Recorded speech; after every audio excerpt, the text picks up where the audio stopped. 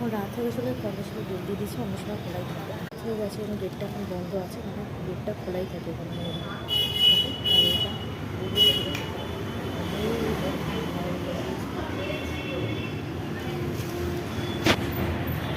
চলো অন্য দিন এসে দেখবো ভিডিও।